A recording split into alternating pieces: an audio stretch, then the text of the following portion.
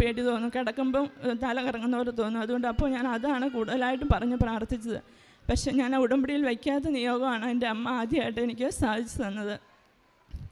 പിന്നെ എൻ്റെ ഭർത്താവിൻ്റെ അനിയന് പെട്ടെന്ന് ജോലി സ്ഥലത്ത് വെച്ച് ഒരു ഹാർട്ട് അറ്റാക്ക് ഉണ്ടാകുകയും ആശുപത്രിയിൽ അഡ്മിറ്റായി ICUലായി. അപ്പോൾ 20% സാധ്യത മാത്രമേ ഉള്ളൂ എന്ന് ഡോക്ടർ പറഞ്ഞു.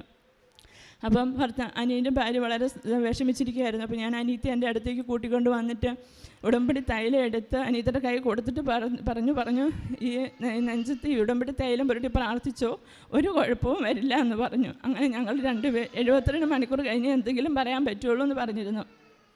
അങ്ങനെ 2 പേരും 3 ദിവസവും നന്നായി മാതാവിൻ്റെ ജപമാലയും ചൊല്ലി മാതാവിൻ്റെ പ്രത്യക്ഷീകരണ പ്രാർത്ഥനയും ചൊല്ലി പ്രാർത്ഥിച്ചു. 3 ദിവസം കഴിഞ്ഞപ്പോൾ അനിയന് ഒരു കുഴപ്പവുമില്ല, സുഖപ്പെട്ടു. അതുപോലെ ആൻജിയോഗ്രാം ചെയ്യണമെന്ന് പറഞ്ഞു. ആൻജിയോഗ്രാം ചെയ്തപ്പോൾ അനിയന് ബ്ലോക്കും ഇല്ല, ഒന്നും ഉണ്ടായിരുന്നില്ല. ഇപ്പം അനിയൻ സുഖമായിട്ടിരിക്കുന്നു.